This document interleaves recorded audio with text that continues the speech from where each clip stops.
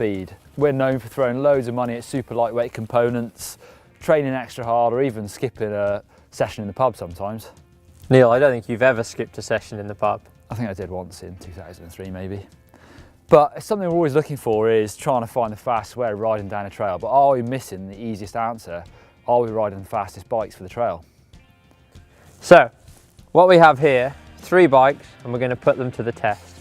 We've got the Scott 29er, as you can see, no rear suspension, a ruddy great long stem, and a really low front end. Cross-country race bike. In the middle here we have the Scott Genius. It's 150mm, middle of the road, bit shorter stem, bit more travel, perhaps more of your all-day ride. And then lastly we have the Santa Cruz Nomad, truly gravity inspired.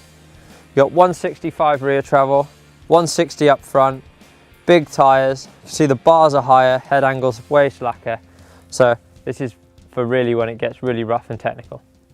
Okay, so as you can see we've got the bikes. We've set up a trail. It has a little bit of climbing, single track undulation, and then a steeper descent at the end. It's not extreme downhill and it's not a cross-country loop. It's a good fair test that has a bit of everything, so we can really sort of find the weaknesses of these bikes and ultimately the fastest trail bike. That's for warm-up done. Hardtail first cross-country race bike.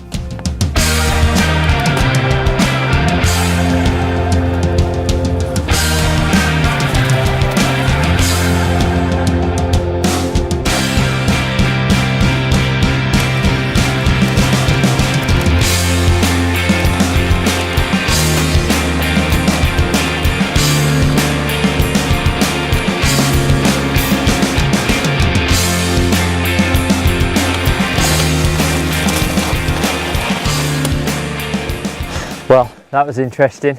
On the climbs, it's so direct. Everything in the pedals just drives you forward. Obviously, the single track stuff wasn't too bad, but I definitely had a few moments in the last section where it's fairly steep. Found it hard to get my weight back as the seat's so high. Had to really be conscious to push my weight back, but definitely a fun bike to ride. You just got to be aware where you ride it and how difficult a trail you tackle on one. Mid-travel trail bike next. I have got a secret little weapon here. I've got a lockout that I can use on the fly. So for the pedally stuff, I'll lock it out. Here we go. What a gear.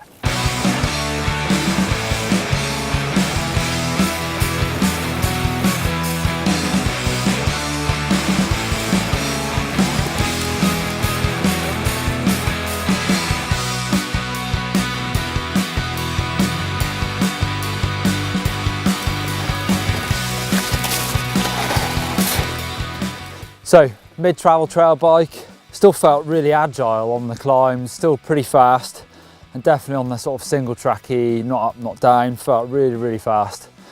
But on the descents, I'm starting to feel a little bit underbiked, but also more than that, it feels like your weight's starting to come really far forward onto the bars, where the slacker bikes, more aggressive bikes, more confidence inspiring, but great all-round bike, for sure. More aggressive, downhill orientated trail bike, more travel slacker. Let's see how it goes.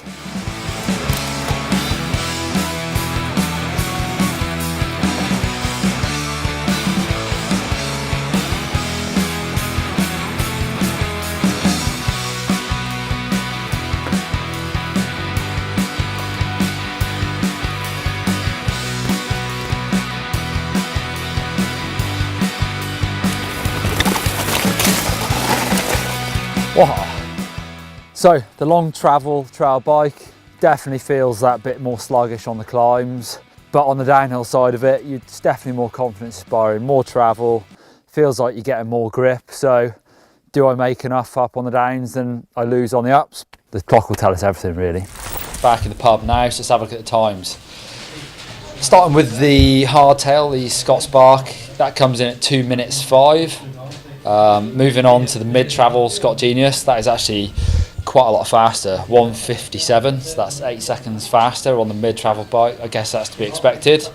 Surprising thing for me is the Santa Cruz Nomad, the longer travel trail bike, it's actually coming at 2 minutes 03.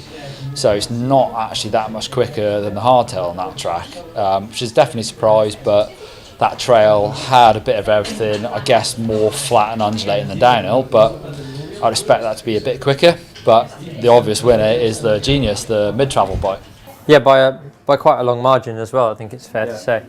The real question is, with picking your trail bike, it's like you need to match it to the type of rider you are and the terrain that you have locally. So basically, you know, it's finding that match where you balance perhaps not to your strengths but to your weaknesses. Yeah, definitely. You do see a lot of guys, someone who's maybe really strong climber riding a really lightweight bike, or actually they might be better off setting that bike up for their weaknesses, maybe thinking about sticking a higher rise bar on there just so their all-round riding ability is a little bit improved. But I guess it's a personal thing. There is not one fastest bike out there for sure. It's all about finding the right bike for you and setting it up for you as well. That's a good point, Neil. You like not get too hung up on what bike you have, but kind of focus on engineering the bike that you choose, be it a hardtail or a bigger travel trail bike, to your needs and finding the best setup for you. Yeah, you can definitely play around with tyres, bars, things like that, and sort of play around with all sorts of bikes. But I think the biggest thing to remember is actually the equipment does make a difference to how fast you are, but the rider makes the biggest difference. So. Good point, Neil. Talking of skills, why don't you watch some of our videos? So click up here. Don't forget bike setup, Mark. We just talked about that. Click down there for those. And you can always click on us if you want to subscribe to GMBM. It's free. Anyway, back to our pints.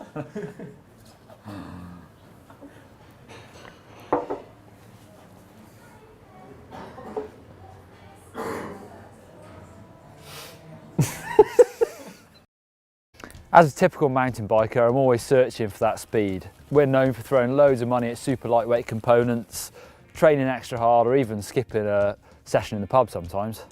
Neil, I don't think you've ever skipped a session in the pub. I think I did once in 2003 maybe.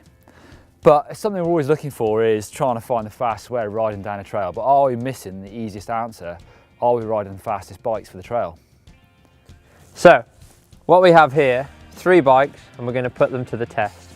We've got the Scott 29er, as you can see, no rear suspension, a ruddy great long stem, and a really low front end. Cross-country race bike.